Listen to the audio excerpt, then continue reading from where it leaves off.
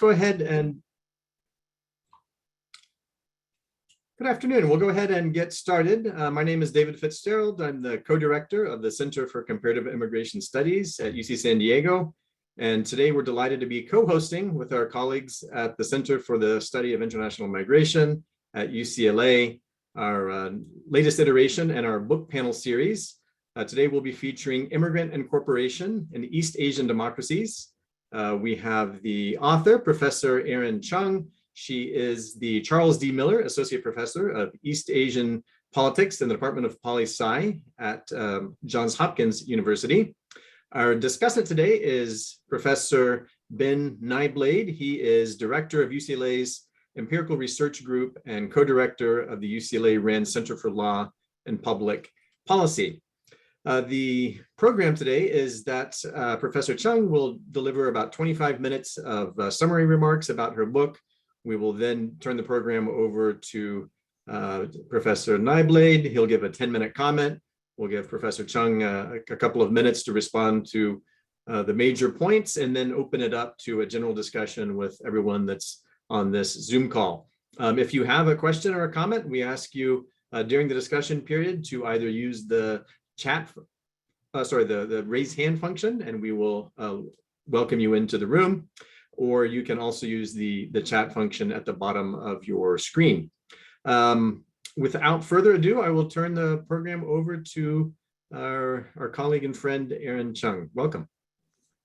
Thank you so much, David. And thank you to both David and Roger for inviting me, and to Ben for serving as discussant.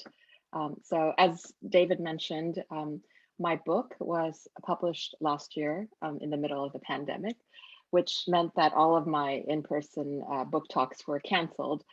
And although I hadn't quite envisioned that I would be giving virtual book talks upon the publication of my book, I'm really grateful that I'm able to share my work with you through this platform.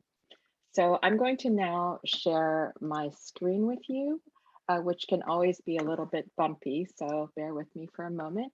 Is this okay? Okay, great. All right, so I just want to start with a brief background to my book, which compares three similarly situated democracies in Northeast Asia to shed insights into how past struggles for democracy shape current movements for immigrant rights and recognition. And I'm putting immigrant agency at the center of analysis to ask why foreign residents make the political choices they do as they become permanent members of their receiving societies. And the project itself is based on fieldwork and archival research that I conducted over a 7-year period in Japan, South Korea, and Taiwan, that included over 150 interviews with migrants, activists, and government officials, and focus groups with over 20 immigrant communities. And this included in Japan, Chinese, Korean, Brazilian, Peruvian, Filipino, Bangladeshi, and Ethiopian focus groups. In Korea, Vietnamese, Chinese Han, Korean Chinese, Taiwanese, Filipino, Mongolian, and Burmese focus groups. And then finally in Taiwan, Vietnamese, Indonesian, Filipino, Thai, mainland Chinese, and Malaysian focus groups. And 16 of the Japan and Korea focus groups from the study have been archived by the Johns Hopkins University Data Management Services and are available for download to the public. And this collection, that the Immigrant Incorporation and East Asian Democracies Project collection, contains both the original language transcripts as well as the English language translations. And I just wanted to kind of show you the page that you would go to. The transcripts and translations are separated by the two countries, South Korea and Japan.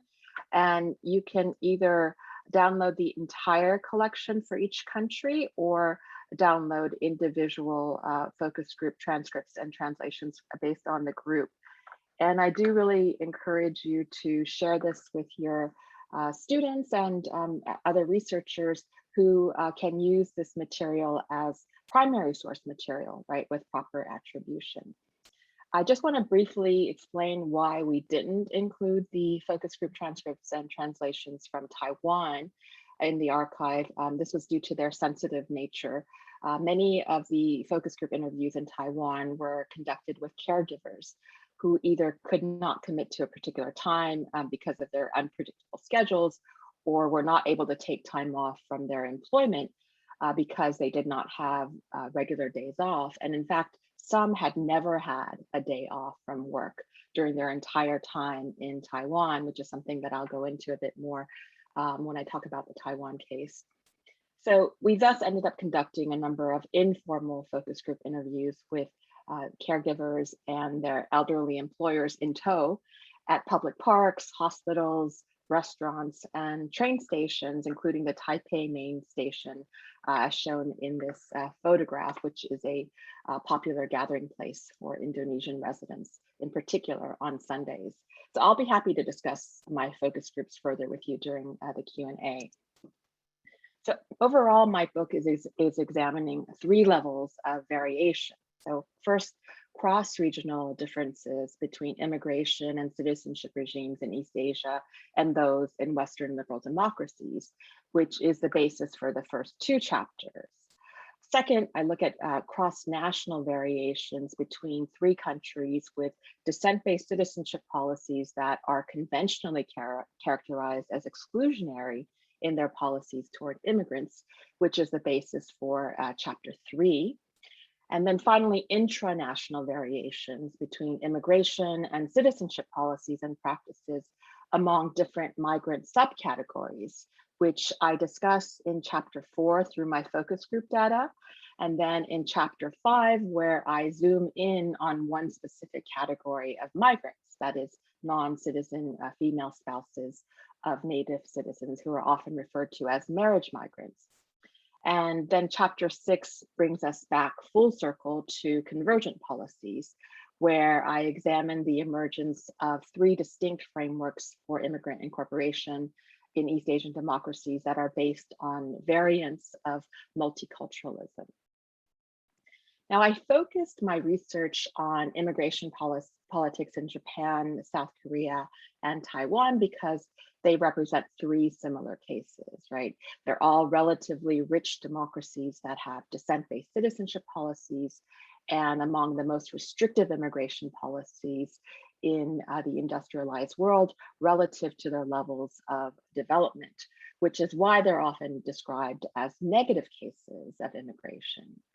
They also have overlapping immigrant populations, largely from neighboring Asian countries, as well as co-ethnic migrants, and share common dilemmas as liberal democracies that have, incidentally, since 2005, competed with each other for the less than desirable distinction of having the world's fastest aging population, lowest birth rates, and most rapidly shrinking workforce. Now, while the total foreign population has grown by 2-fold in Japan since 1995, over 3-fold in Taiwan, and over 12-fold in Korea, immigrants continue to make up a relatively small percentage of the total population in all 3 countries at approximately 2 to 5%. And so they make up the largest proportion at 5% in Korea. I also found dramatic cross-national variations between 3 seemingly similar systems, especially from the mid-2000s. So in Korea, the arrival of migrant labor generated centralized rights-based movements and eventually sweeping policy measures that included the implementation of a guest worker program called the Employment Permit System in 2004, the extension of local voting rights to permanent foreign residents in 2006, which made Korea the first and only country to do so in Asia, and the passage of a dual nationality bill in 2010.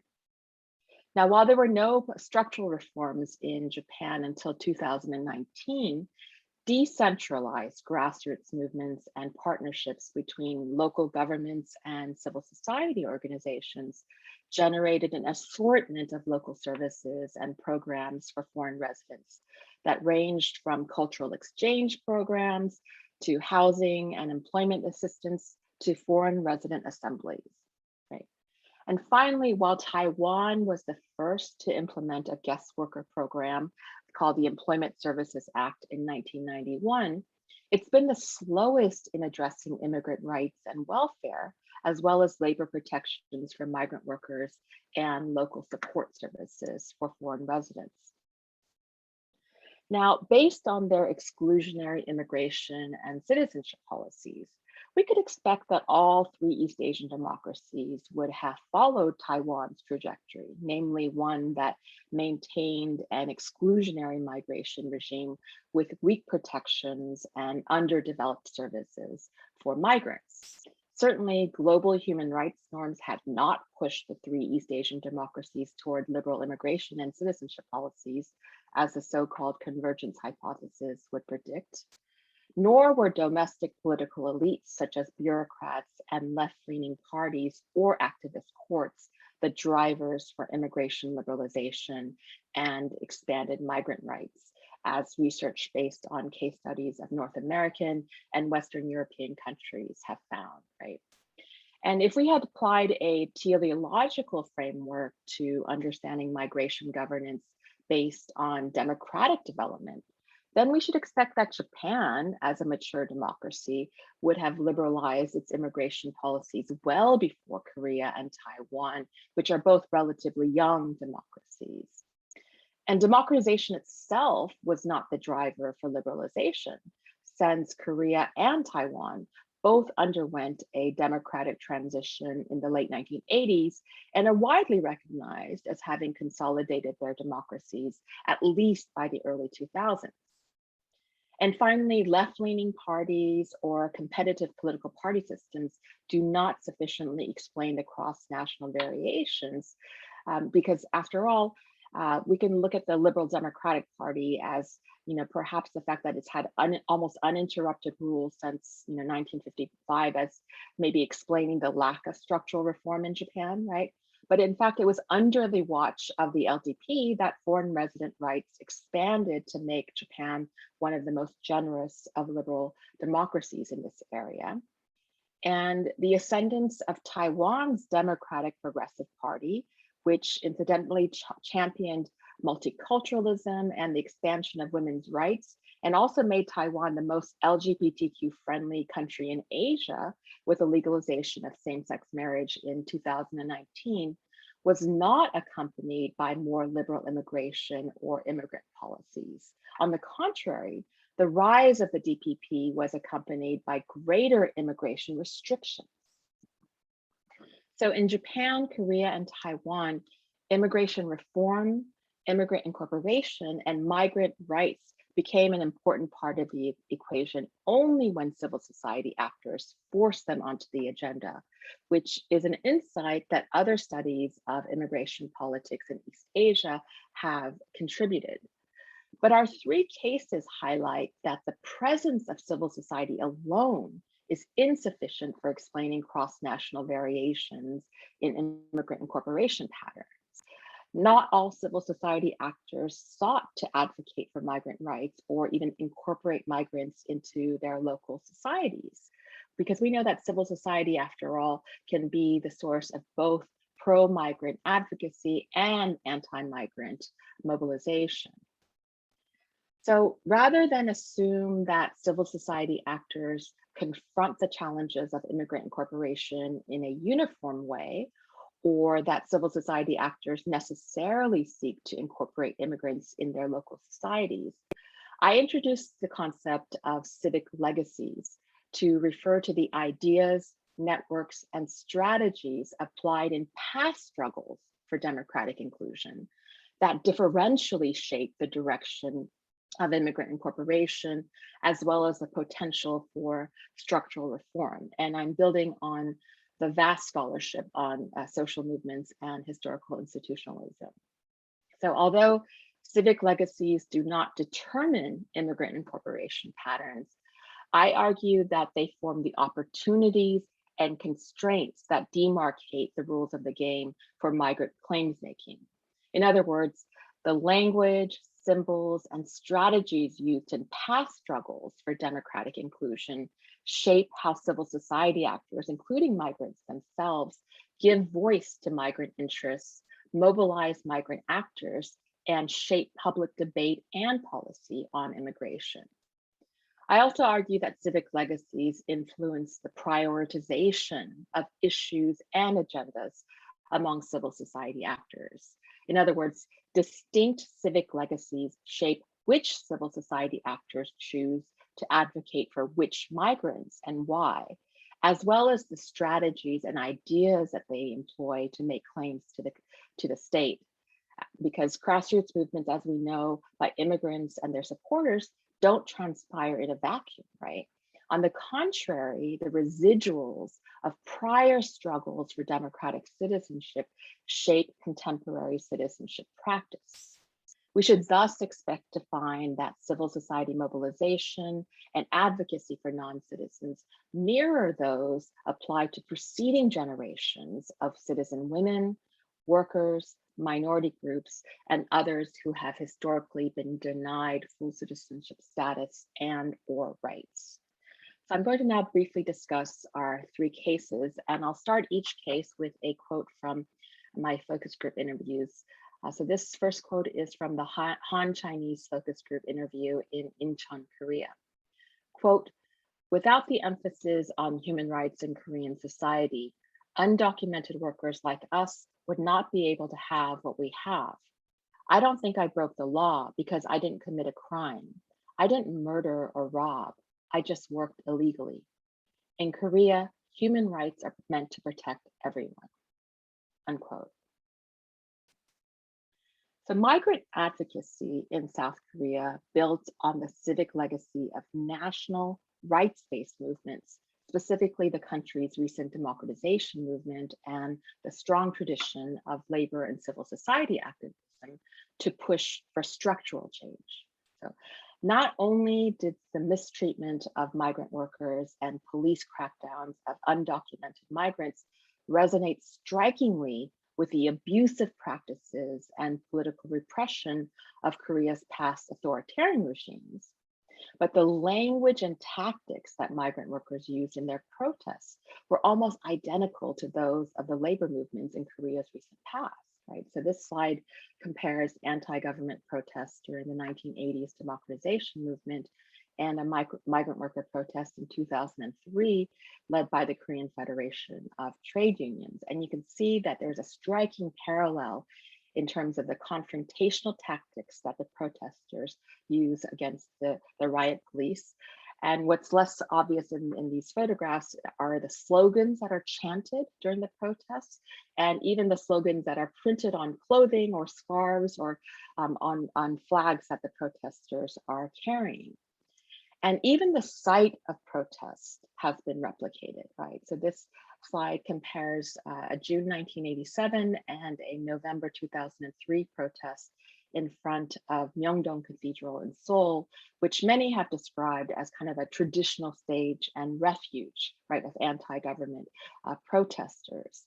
So by staging their protests in front of this historical Myeongdong Cathedral, migrant workers were able to gain this kind of political visibility and legitimacy that their relatively small numbers and recent arrival would have otherwise not allowed. And even slogans were replicated. So slogans such as "We are human, not animals," and "We are not slaves" came to epitomize the migrant workers' movements, much like "We are not machines" represented the Korean workers' movements of the 1970s and 1980s. Now, these parallels are not coincidental, right? Because Korea's migrant advocacy organizations were built on networks of civil society actors who had been central to Korea's democratization movement and post-1987 democratic consolidation. Their strong tradition of activism, coupled with the reconfiguration of political power from the late 1990s, with the inauguration of the first opposition president, Kim Dae-jung, in 1998, and then a former human rights activist and labor lawyer, Roh Moo-hyun, in 2003, lent the struggle for migrant labor rights significant potency and magnitude in Korean society. Because how could a pro-labor government condone exploitative practices toward migrant laborers that many in the administration, including the president himself, had struggled against for decades. So in short, a centralized rights-based approach to immigrant incorporation resulted in major structural reforms in Korea. Networks of civil society activists who had played integral roles in Korea's struggle for democratization, including the vanguard groups of labor and women, as well as religious leaders, human rights lawyers, and middle-class citizen organizations, applied the established language, symbols, and ideas of previous claims based on human rights, justice, and Korea's democratic development to demand policy reform using the tried and true strategies, right? Tried and true strategies of mass demonstrations, candlelight vigils, petitions, public awareness campaigns, litigation, and lobbying. Next, we'll turn to the Japan case. And this is a quote from the Chinese focus group interview in Tokyo. Quote, "In most areas of life, Japanese and foreigners share the same benefits, such as child allowances, as long as they, that is foreigners, are registered residents. Permanent residents are treated the same as Japanese in policy, except in the area of political rights," unquote. So unlike Korea, Japan had a seemingly natural ally for new migrants. That is the multi-generational Korean residents descended from colonial era migrants known as Zainichi Koreans, who had succeeded in gaining rights and recognition for foreign residents through what I call a non-citizen civil rights movement.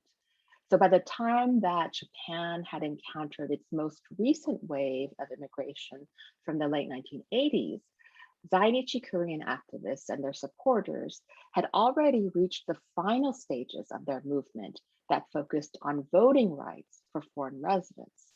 Now, this movement had made significant gains for the foreign resident community, beginning with the landmark Hitachi employment discrimination trial of the early 1970s, in which a Korean plaintiff had successfully sued the Hitachi company for employment discrimination.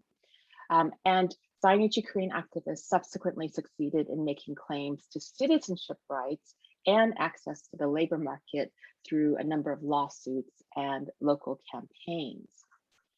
And this culminated in the largest mass mobilization of Korean residents and their supporters in post-war Japan. Here I'm referring to the decade-long anti-fingerprinting movement in the 1980s that succeeded in abolishing the fingerprinting requirement for special permanent residents, the vast majority of whom are Zainichi Koreans, in 1993, and then for all foreign residents in 1999. I should note that the fingerprinting requirement was then reinstated as part of a counterterrorism measure in Japan in 2007 for all foreign residents except for special permanent residents, again, the vast majority of whom are Zainichi Koreans.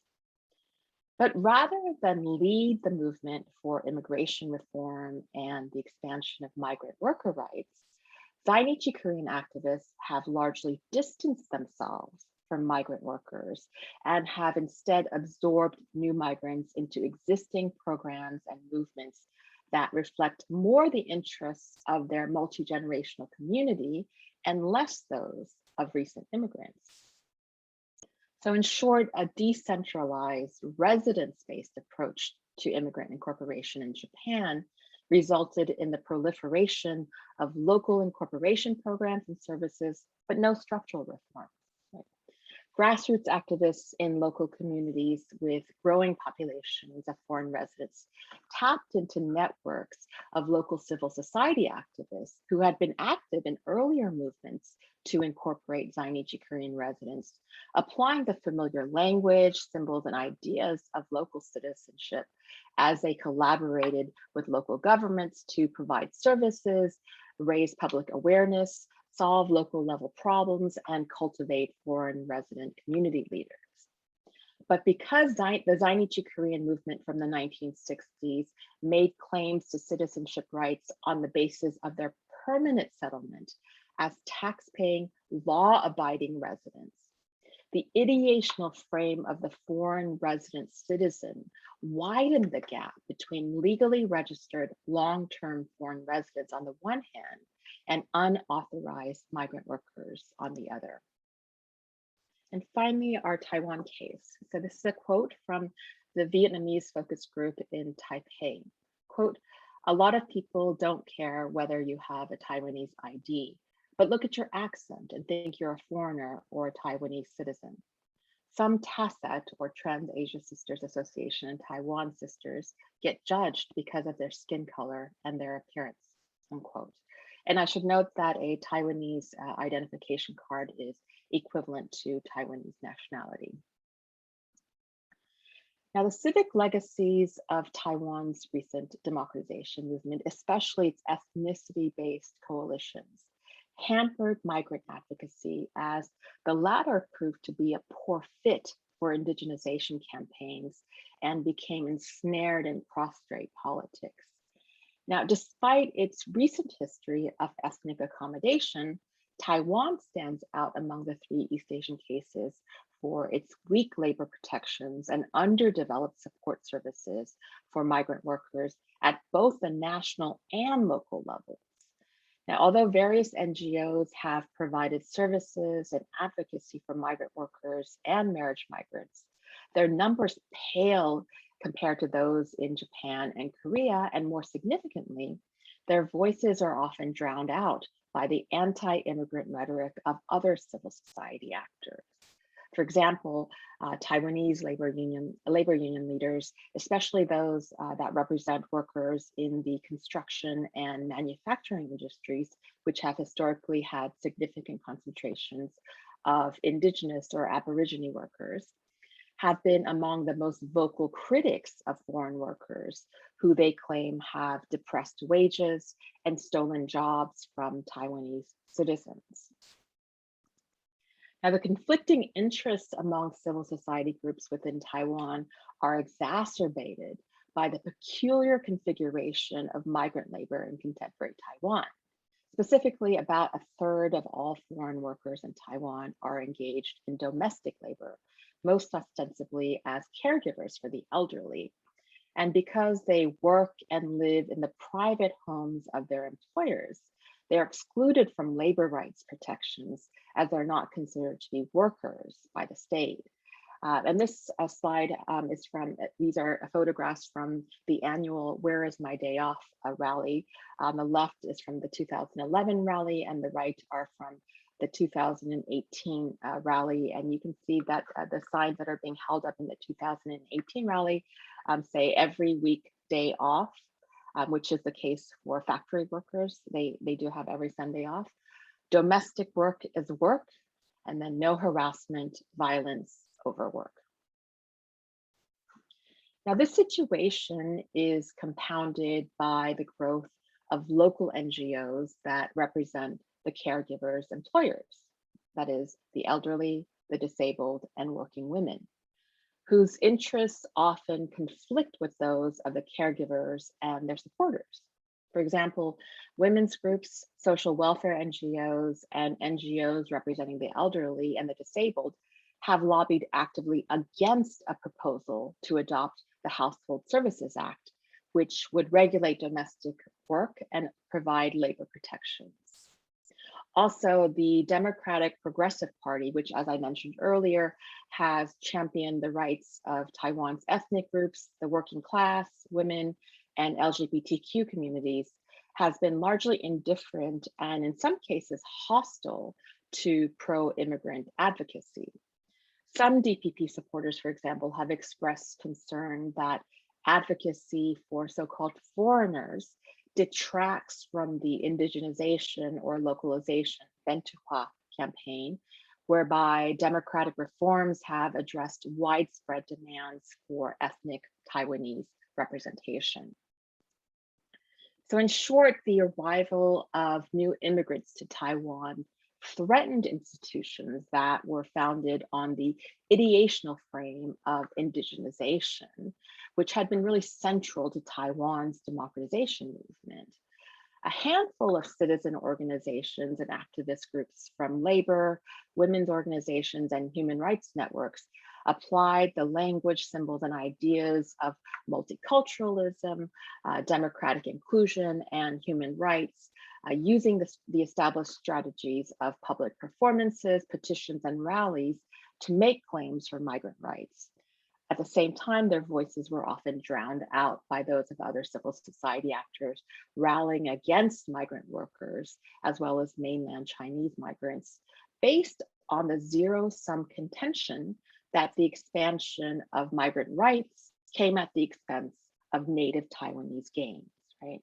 So the result has been a profound depoliticization of the migrant worker problem, with commercial brokers holding primary responsibility for importing, distributing, administering, and even deporting migrant workers. So to conclude, instead of a single East Asian model of immigrant incorporation, what we find in Korea, Japan, and Taiwan are divergent approaches that have emerged out of similarly restrictive immigration and citizenship policies. So when the question of immigrant incorporation is embedded in a larger national struggle for democratization, as we saw in Korea, migrant advocacy will likely gain powerful allies that can lend the struggle for migrant rights significant potency and magnitude disproportionate to actual migrant numbers. And just as a note, the elements in this table that are colored, that are in colored font, represent what is unique to each country. On the other hand, when immigrant incorporation is embedded in ongoing grassroots movements for democratic inclusion, as we saw in Japan, the priorities of migrant advocacy may be directed by the vanguard group, whose interests may not necessarily align with those of recent immigrants. And finally, when immigrant incorporation does not fit into existing civic legacies or threatens the status quo within civil society, as we saw in Taiwan, migrant advocacy will likely be stalled, highly contentious, and/or uneven.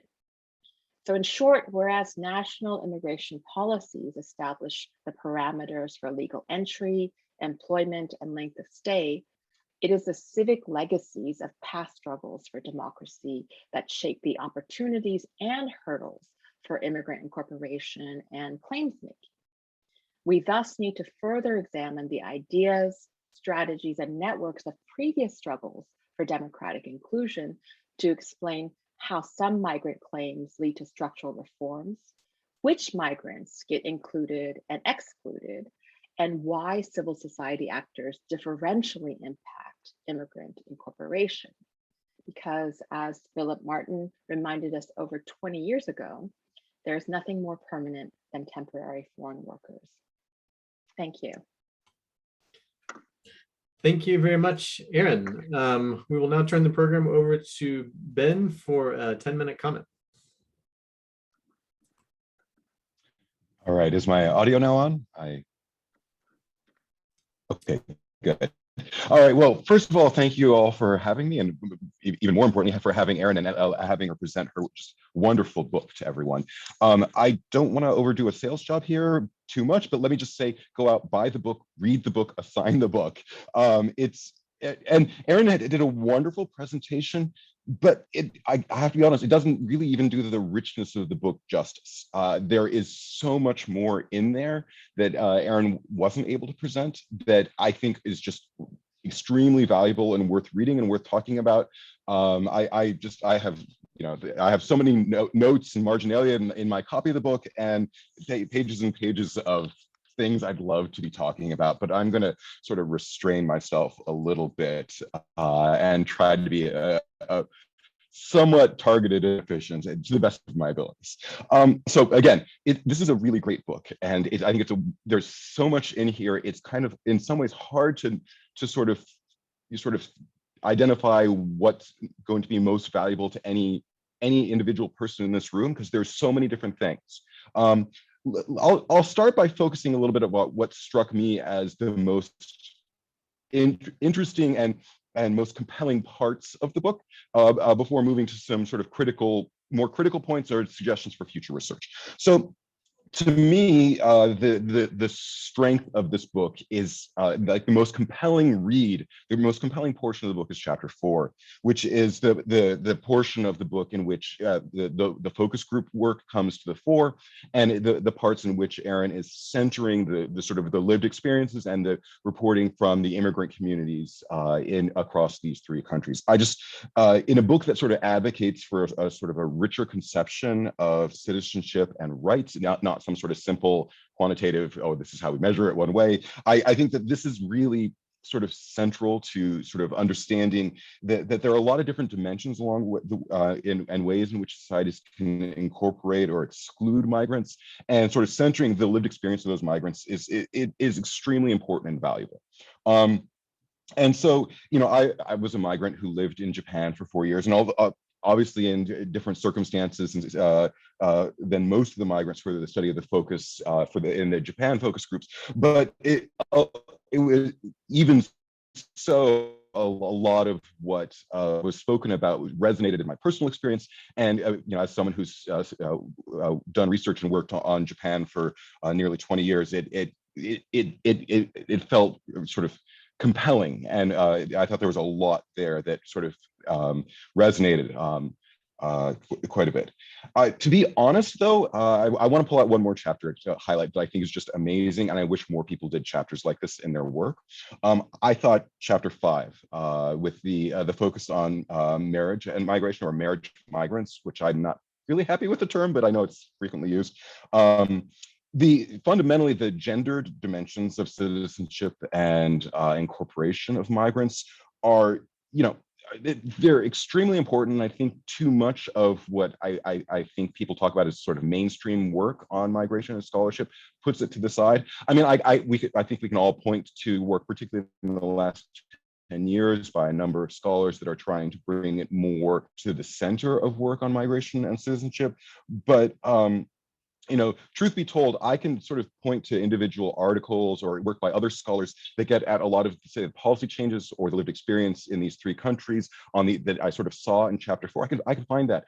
I had not seen something so compellingly done and written on this relatively recent. I mean, the changes are, and the numbers are sort of pretty dramatic over the last 20 years in terms of sort of these marriage migrants and their role in sort of the discussion of migration into Japan, South Korea, and Taiwan. So it's just, you know, I think that, you know, if I were to go back and be teaching more on in this area, it actually, in some ways, I think chapter 5 is maybe the chapter that I'd be most likely to assign and try to get students to read, simply because I feel that this is the sort of work we need to be seeing more of, and I think it's more important. It's particularly important for sort of integrating into these other models and other perspectives on citizenship and inclusion, which often aren't centered and don't sort of reflect the sort of gendered aspects of incorporation and citizenship and rights discourse. Okay, but setting aside both sort of my particular loves for chapters 4 and 5, let me sort of turn to what is, I think, is typically seen as the central argument of the book, and what more of what Erin presented on, and this sort of the key theoretic claim here, which is that that in these 3 East Asian countries, this variation in civic legacies has structured efforts and to incorporate migrants in ways that have led to divergence in the past 20 years, despite the fact that these 3 countries are commonly perceived as having sort of the same model of migrant exclusion, and they face similar demographic and economic pressures to bring in more migrants. As a matter of basic approach and theory, I really like this argument. I was predisposed to liking this book from the moment I sort of saw the argument. I'm like, yes, this makes sense to me. This is, you know, as somebody who's studied coalition politics, as somebody who's studied social movements and policy making in a lot of different contexts, it seems natural to me that this is the sort of the past history of these coalitions and battles being fought over rights should affect how they play out in the future. So in a lot of ways, because of my work in other areas, I'm predisposed very much to liking Erin's argument here and thinking that it's extremely important, and kind of sad to a certain extent that there are a lot of models out there that don't incorporate, or at least explicitly, and I think implicitly it's there in certain other, explicitly incorporate and focus on this the variation in civic legacies. So again, I'm predisposed to liking this. This is how I think social movements and policy making, particularly when it comes to rights or social policy and stuff like that, I think that this is how it happens in a lot of places. So it makes sense to me, So at a fundamental level, it's very, very compelling. That being said, there are a couple ways that I think that it could be more compellingly made, the argument. So one thing that is very clear and very well done is the centering of the qualitative research, the field work on migrants' lived experiences. But to a certain extent, I think that comes at a somewhat less depth in terms of the, a lack of quite as rich a base of evidence in terms of the perspective of the non-migrant actors who are involved.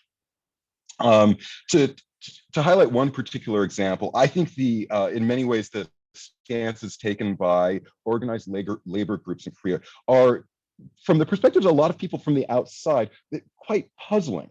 We tend to think of unions and labor organizations as being threatened by migrants coming in. We've certainly seen that stance taken by lots of labor and union groups.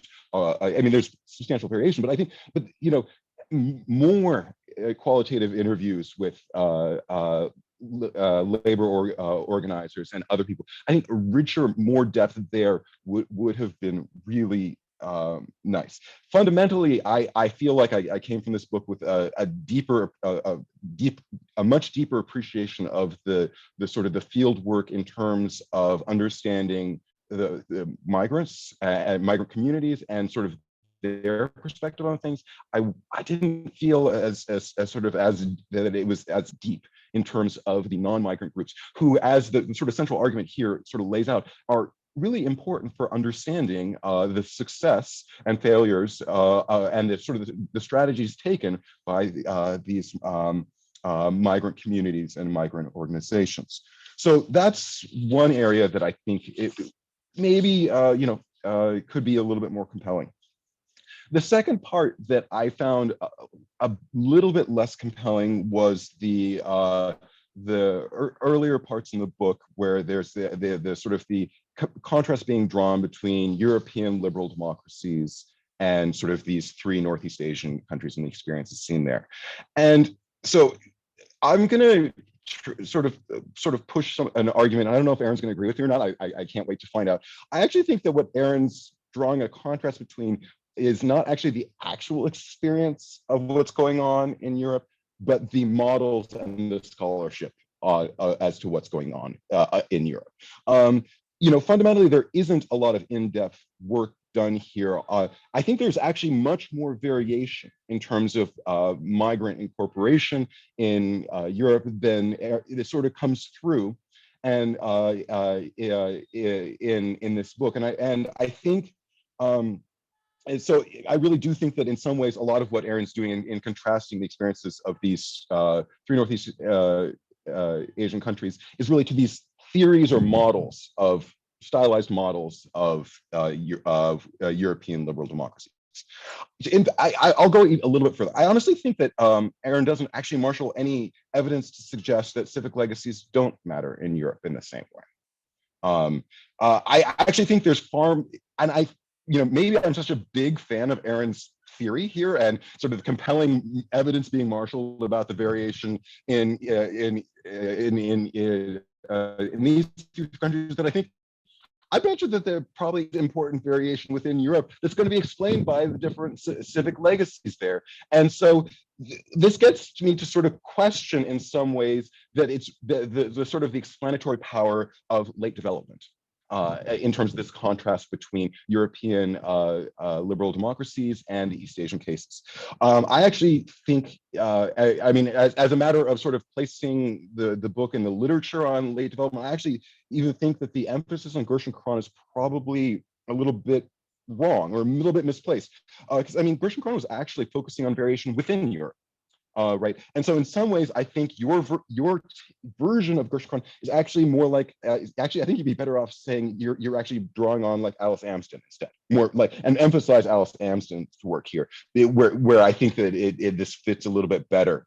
But regardless, I sort of feel like the chapter 2's efforts to sort of contrast and explain differences between European liberal democracy and these the East Asian experience, I think that it's not as compelling as I'd like it to be. And because in some ways, maybe I have too much. I find the latter part so compelling that I'm like, I bet you the civic legacies really do matter, and that it's not, and I'm less convinced that late development's really what's going on here. And I think that even in earlier developing countries, civic legacies really could be explaining important variation, which I plenty of other scholars have identified important variation within European migrant incorporation policy and practices. So in general, I think that these are sort of minor quibbles I'm making about sort of some of the claims here. If anything, I think they're less about, I think this book is wrong, or that rather, I think this is these are pleas to move this research agenda forward. I think Erin should continue to work on this. I think other people should continue to build on this, because I think that doing so would be extremely valuable and enhance the impact. So fundamentally, I see sort of two I guess, building on I see two areas where I'd love more work. One is I'd love to see more work on the non-migrant political actors and this in this space in these three countries. I think there's some of the work out there. I mean, and Erin's done some of it as well in other work, but I'd like to see more of it, and a little bit more depth there. And I think that would help maybe convince people who are more skeptical than I am that this really is what's driving the differences amongst these three countries.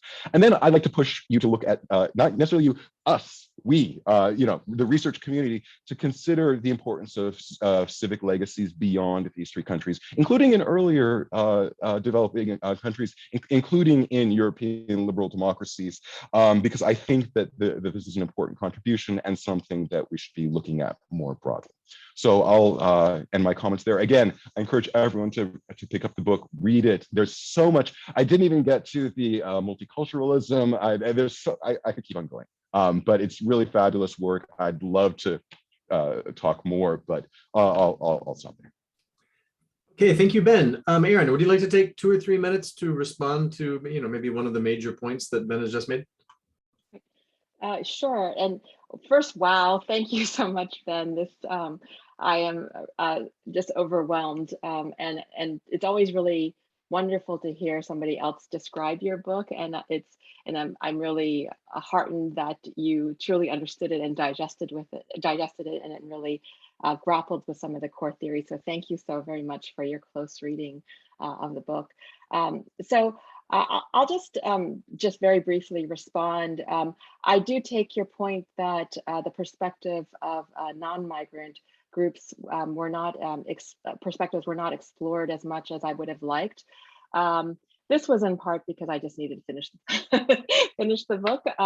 This, like I said, this was 7 years of field work, back and forth, and it turned out that the focus groups in particular were just incredibly time-consuming and difficult to organize. But having said that, I did interview the activist organizations as well as government officials and local government officials in Japan's case in particular for the book. And I think that their perspective, what I was trying to do is sort of discuss how these organizations, the advocacy organizations, shape or do not shape the actual migrants' attitudes and ideas about political empowerment and political mobilization, especially through my focus group. But in answer to your particular question about South Korea, right, and perhaps the question about like why did pro-migrant advocacy gain traction so quickly, especially among groups such as the Korean Trade Union, that we wouldn't expect necessarily to embrace, and we certainly didn't see that in Taiwan. And initially we don't see that in Japan, but in fact, initially we don't see that in South Korea either, right? So initially the major trade union group were very much vocally against migrant workers, similar to Taiwan, with the same argument that they were depressing wages and taking jobs away, right? But so in many ways, I was trying to get away from the idea that labor unions, are kind of natural allies, right? In fact, they're very much the opposite in some ways. But it was really the fact that these migrant workers were encountering these working conditions and human rights violations that were very similar, right, to what Korean workers had faced, that caught the attention of a few key, well-connected civil society organizations, such as the Citizens Coalition for Economic Justice, or the CCEJ, who had been really central to South Korea's democratic consolidation process and had been really central actors in Korea's democratization movement, that really spurred these partnerships with other longstanding and newly formed organizations during this rapid period of change, right? So that's kind of in answer to that part of the question. The second one, I'll be even more brief. I would love to see the civic legacies concept applied elsewhere, and I do believe that it is a generalizable concept that's not confined to East Asia by any means. And in fact, on one of the endorsers of the book, Rainer Baubach, actually wrote that this theory should be tested in other cases. So I really would love to see this theory applied elsewhere, because I do think that civic legacies really do shape immigrant incorporation patterns and patterns of political claims making in any context, right? And I would love to see that kind of extended. But I think that in regards to the comparison with Europe, I think you are actually spot on. I am not trying to say that East Asia is an exceptional set of cases by any means, right? So there are quite a few parallels, especially to Europe, right? Europe, European countries are also late developers, right, as you said. I was more trying to emphasize, what were the really distinguishing characteristics, in terms of East Asia's late development. And, one thing that we can point out would be that, the migration governance by an interventionist state, right?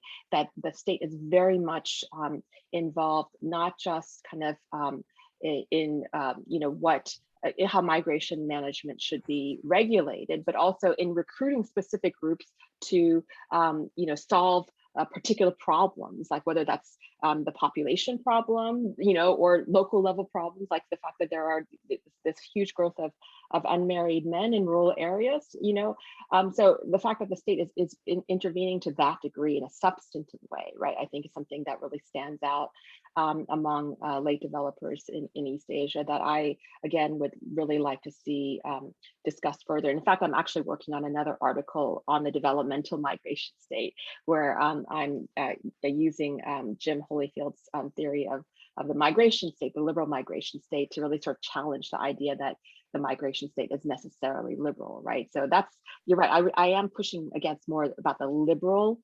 characterization of immigration and citizenship politics in Europe, as opposed to the actual experiences. So thank you again. Thank you, Erin. So we'll open it up to a general discussion. If anyone has a question or comment, please post it in the chat or just electronically raise your hand and we will bring you into the room. While we wait for people to do that, I have one question, which is that, I was really taken with the historical institutionalist approach of thinking of a fresh way to use path dependency, even in situations where there's been a pretty dramatic policy change, right? To show this path dependency out of the civic institutions, as well as a spillover from one civic domain into another.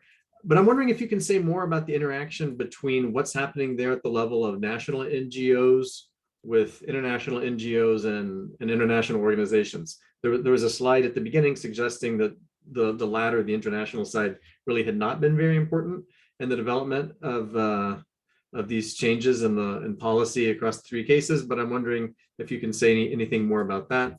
And then second, just to, I guess, follow on what Baubach was saying, is that it's quite interesting to think about a different set of cases in which you could situate Taiwan and South Korea, which is these post-democratic transition cases.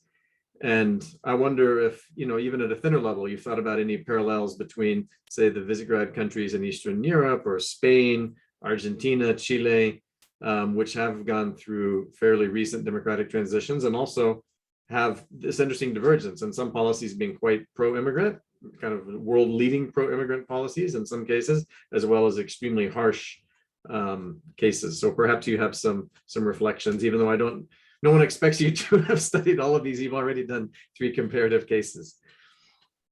Thank you so much, David. So yes, I am arguing that international norms and actors do bring, new ideas and new tools, right, into the landscape. But I'm arguing that they get mediated through some civic legacies, right? So, we might have the same set of international human rights norms, for example, right? And ideas about citizenship and citizenship rights for non-citizens, but they get filtered in very distinct ways, right? And they resonate quite differently depending on what are the already existing and kind of major ideas that are mobilizing the major civil society actors in a particular society. So it's not so much that I think that international norms and actors don't have a place or don't play a role, but rather that they don't affect immigration politics in a uniform way, right? So we should not expect convergence, within different national contexts, because within each context you're actually going to have actors maybe utilize certain a very subset of norms and ideas, right, for very specific purposes. Others might use international norms about human rights to kind of wage battles that are much more local, right, or that are maybe pertaining just to one set of actors, like migrant actors such as marriage migrants, right? So that's kind of the way that I discuss the role of international norms and actors. And then in terms of applying it to a different set of cases, I think that it really is worth considering, especially, as you said, in relatively young democracies, because I think that some of the literature, especially the convergence literature, and I don't mean to make it a straw man at all, but some of that literature does tend to kind of assume that democratization will have a liberalizing effect on immigration policies in particular, right? And that much of what we see in terms of exclusionary policies may be attributed to regime type, right? And we can think of a case, for example, like Tunisia, where we should have expected some kind of immigration reform, not just because of the process of democratization, but because immigration was in fact a really big part of the democratization movement, right? And that was actually discussed in much of the kind of social movements demanding liberalization of the economy and society and polity. But in fact, we don't see that as much. And I would argue, so I have one of my colleagues, Katerina Natar, she's shown in her work, and she hasn't used the language of civic legacies, but I would point out that through her work, we can also say that the very groups that were kind of central to Tunisia's democratization movement, in fact, in post-democratic democratization, in fact, did not choose to make immigration as central, right? So in many ways, they put immigration on the back burner, right, during the process of democratic consolidation. And it was really this kind of, that I would argue that would be central to our understanding of why we don't see immigration liberalization. It's because one of the central vanguard groups, right, that pretty much chose to push that issue aside, and make it something that they would revisit at another time. And so that's, I think, a way that we might think about that case. And certainly, I think that is true for a number of other recently democratized countries where in some cases, immigration has been put into the fold, into the larger, discussion about democratization and so forth. We might say that's the case for Mexico to a certain degree, right? In terms of establishing its kind of political legitimacy. But in others, immigration, perhaps we can think of the case of Brazil, right? Immigration has been in many cases secondary to efforts at establishing democratic legitimation and citizenship rights for indigenous populations, very similar to Taiwan, right? So I do think that we can make these parallels to other cases. Thank you. Questions from the other participants?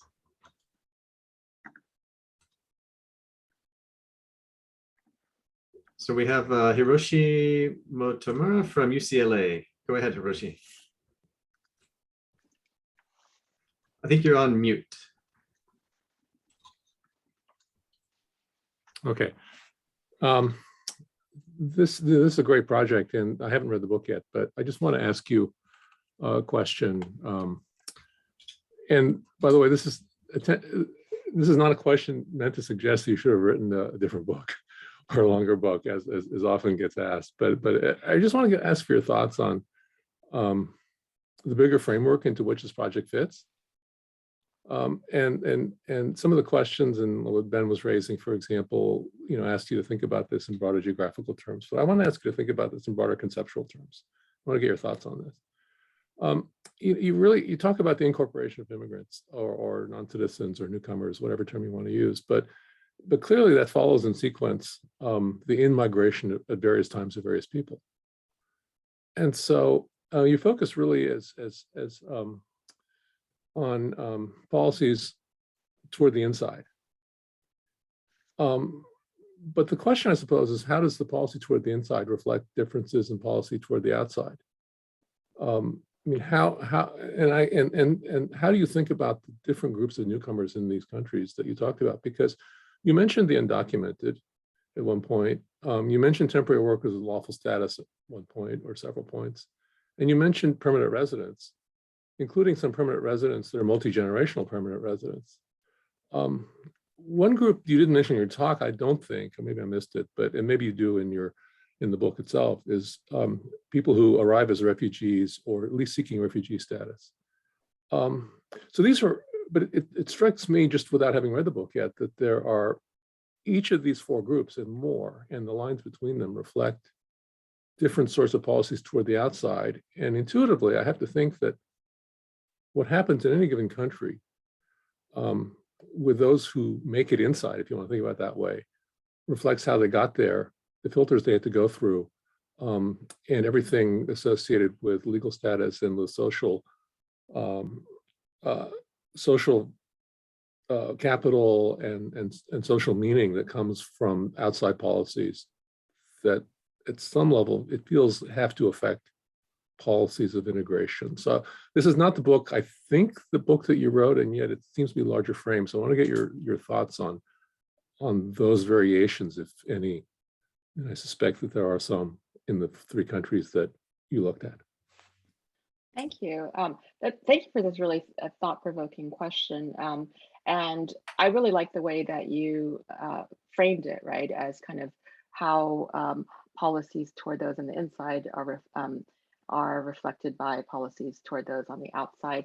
And I think that we can actually think of it in two ways, right, that are obviously overlapping. One would be, country to country policies, right? Whether these are bilateral treaties or foreign relations with particular countries. So kind of at the country level. And then a second would be toward the diaspora, right? Because I do think that these sort of diaspora engagement policies also shape the ways in which those who migrate in, right, end up, what kind of status they end up having, what their rights are, and so forth, right? And I guess very simply put, I would argue that these two frames, the inside and outside frames, really shape hierarchies among the different migrant groups.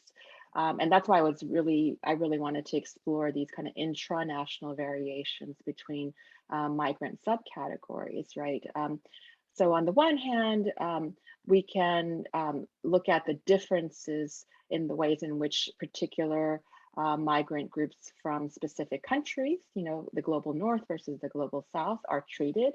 As Ben knows, in my focus groups, this came out, across the focus groups, where there was a very clear sense that there were these hierarchies, right? Those who were, some described as blonde hair with blue eyes, right, who spoke English, were treated much better, right, than Asian immigrants, who were expected to be fluent in the language of the host country.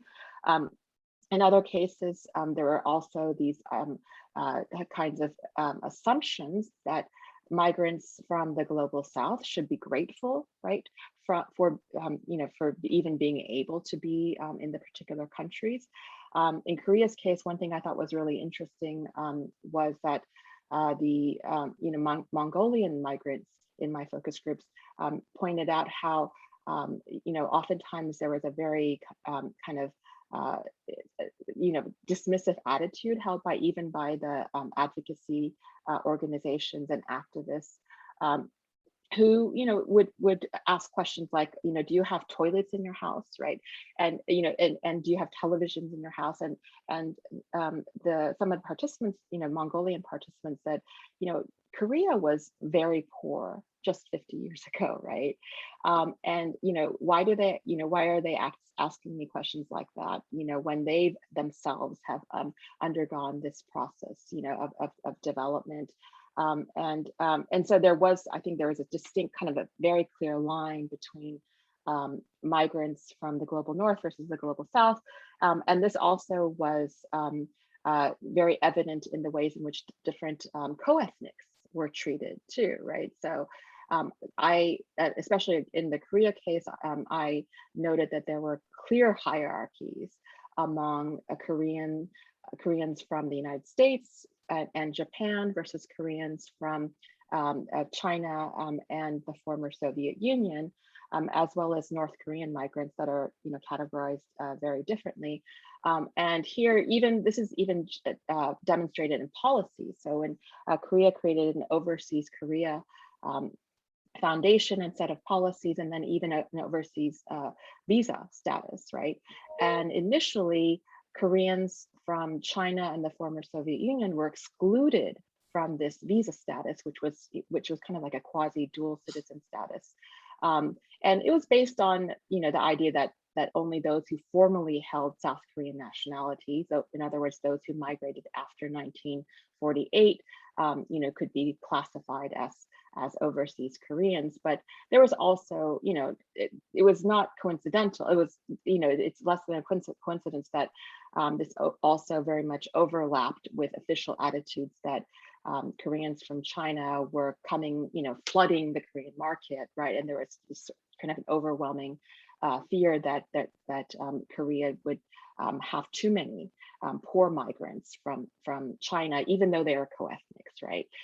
So that was another thing. And then, of course, I think the Taiwan case is especially stark, right? Because the policy toward mainland Chinese migrants is actually much more restrictive, right, than those for non-mainland Chinese migrants. And in fact, so we might, just on kind of in an abstract way, we might expect that co-ethnics would be treated, would be given more privileges, right, and more rights, especially in countries that have these descent-based citizenship policies.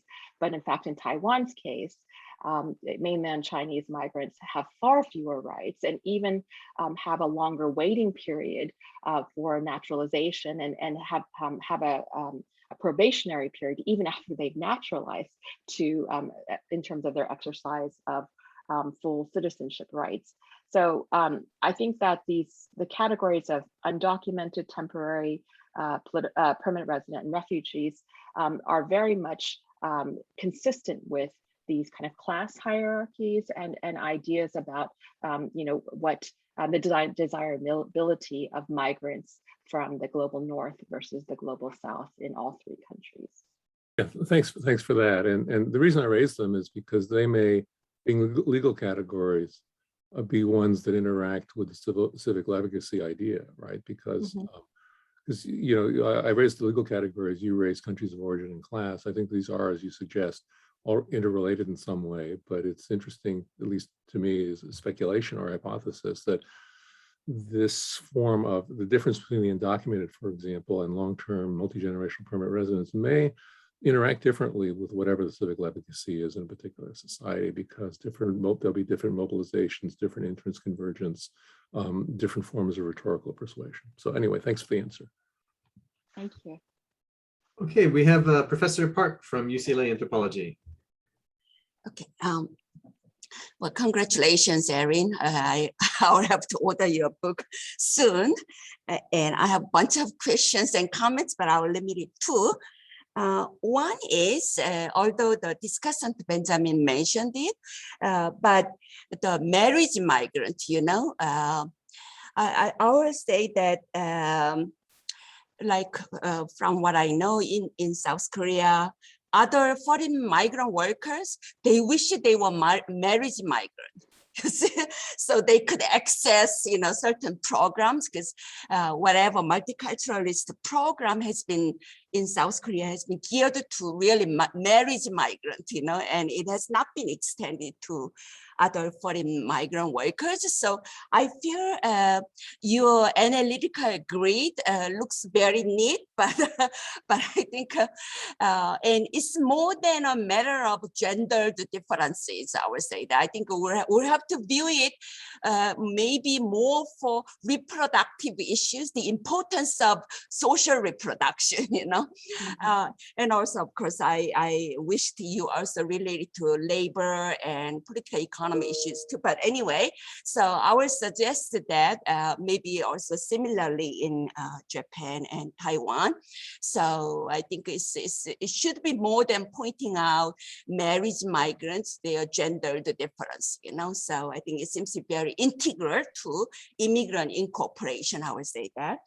And secondly, in relation to what you just mentioned, I mean, apparently there has been a hierarchy, not just in South Korea, but among overseas repatriated or not repatriated overseas Koreans or others.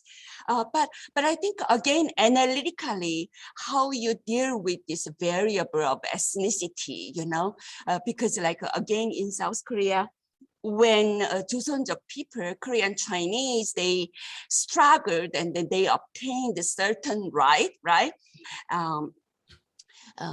Working and residency, whatever rights. But then, what would be the best way ethically? And, what about, what I'm saying here is that how we really attack this naturalization, of course, as fellow Korean ethnicity,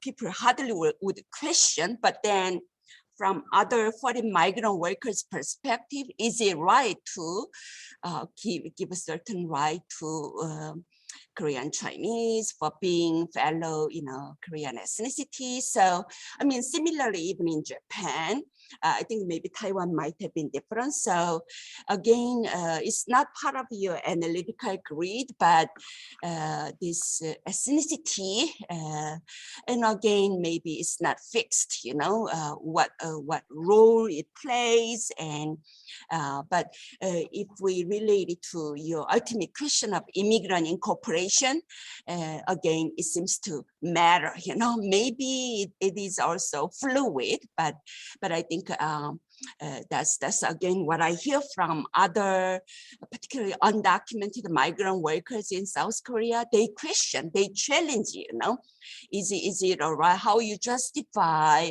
favoring same fellow ethnicity, if we talk about rights discourse. Again, even rights discourse probably is not indigenous to, East Asian societies. So I think maybe we'll have to look into how, because I think there isn't even, people are confused between even civil rights and human rights still, people use the same term for civil rights for the human rights. So how it has been changed. Yeah. Thank you, Kei-Young. It's great to see you, by the way. In regards to the privileges of marriage migrants, yes, I think that, obviously it's a gendered issue, but it is also very much tied to demographic issues, right? I mean, the two are inextricable. But I think it's interesting that despite the fact that all three countries in my study are dealing with the same demographic crises, they have not necessarily used marriage migrants as the solution in the same way, right? So in Korea, you see a very proactive local and a national level government approach to recruiting marriage migrants and creating the so-called marriage migrant visa, right, in itself that has, like you said, special privileges and so forth, and is probably the most kind of predictable indicator of naturalization, because marriage migrants in Korea are expected to naturalize. And in Taiwan, marriage migrants are pretty much the only category of migrants who are eligible to permanently settle in Taiwan, right? But in Japan's case, the only local governments, and mostly these are kind of not kind of quasi-government associations, have tried to create these kind of matchmaking types of meetings and so forth for their rural farmers. But in most cases, first of all, there's no marriage migrant visa in Japan, and there's really no things such as, nobody really refers to foreign wives of Japanese men as marriage migrants per se. It's actually there's not this kind of separate category. So it's also kind of reveals how different governments have used this category. But I just want to also note that one thing that's really interesting in South Korea's case is that as you started off by saying that marriage migrants have a bunch of privileges that other migrants don't have, which is true, right? They have, a facilitated naturalization procedures and access to these so-called multicultural family centers, throughout Korea and so forth. But in some ways, because of this, they're also the target of backlash, right? So if we think of which migrant category has been the most targeted one, it is the marriage migrant category in South Korea. And similarly, we can also point to the ways in which, anti-migrant, sentiment has been expressed solely to Zainichi Koreans in Japan, right? It's not to the recently arrived migrant workers. It's again to those who are seen as having these special privileges, right? So I think that we also need to think about those kind of the ways in which the privileges intersect with also kind of the anti-migrant backlash.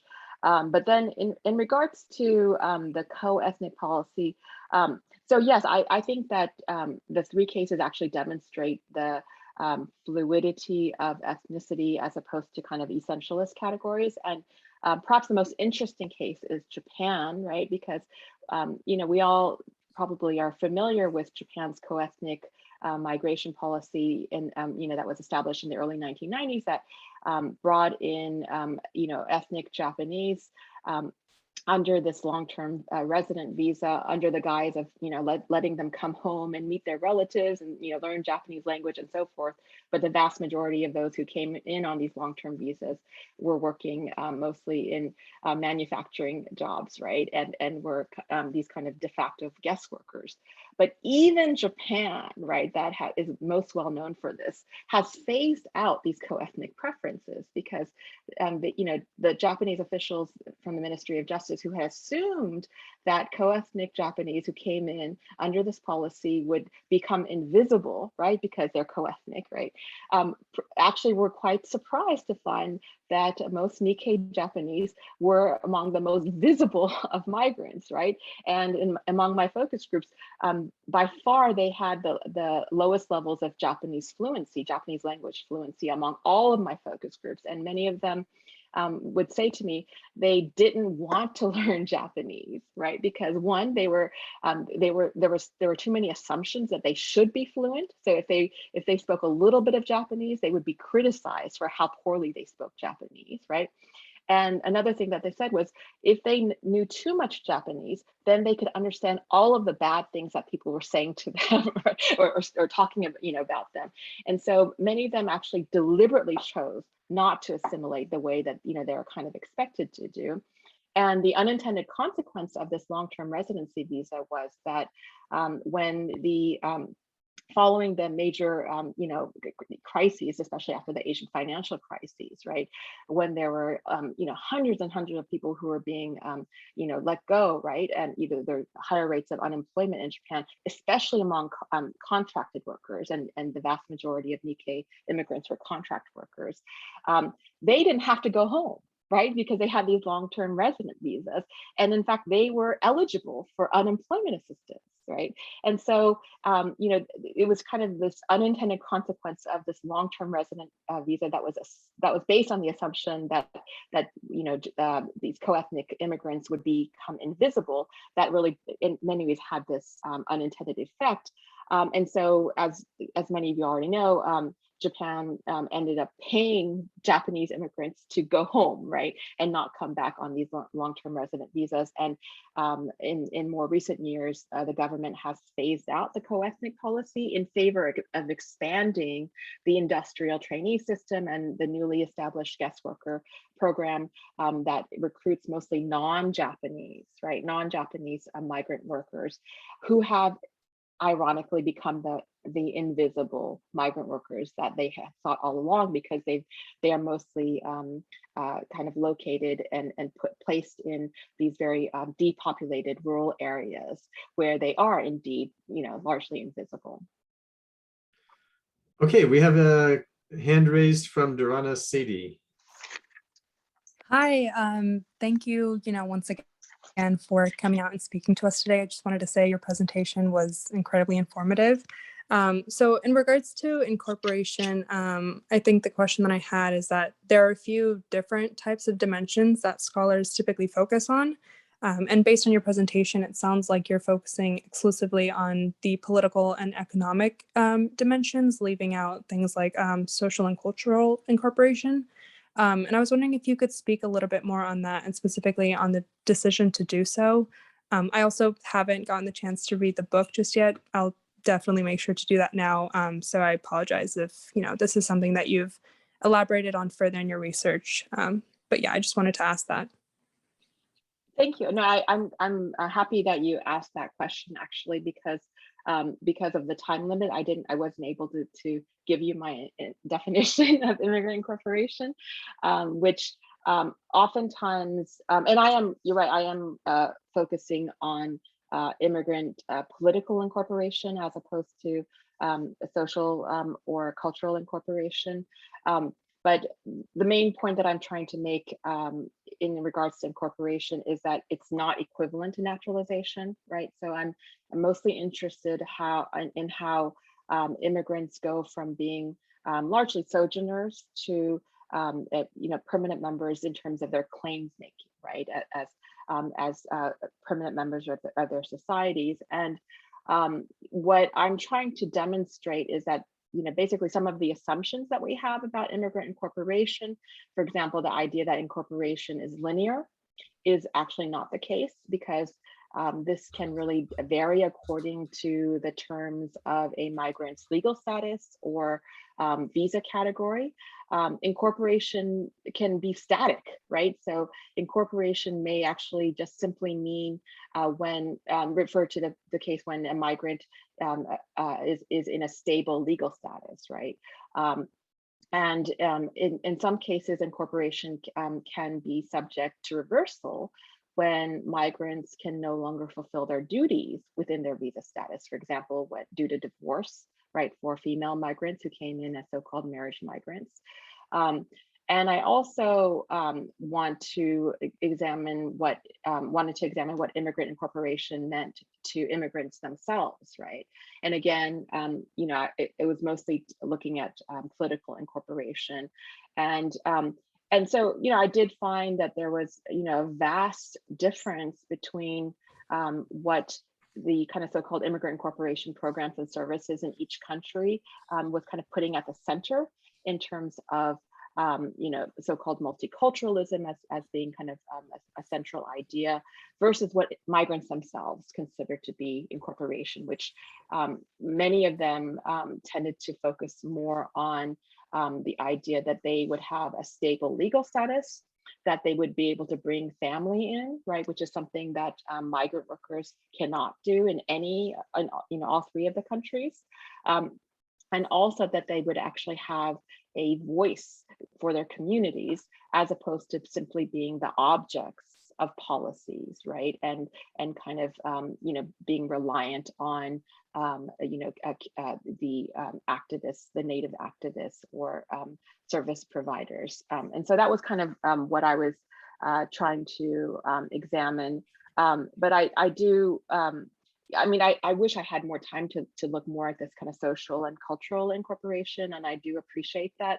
But it was mostly because I felt like I needed to really focus on one aspect of incorporation to really explore it in some depth that I focused on political incorporation.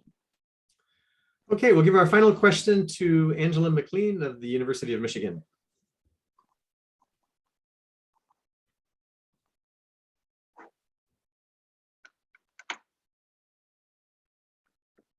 Go ahead, Angela.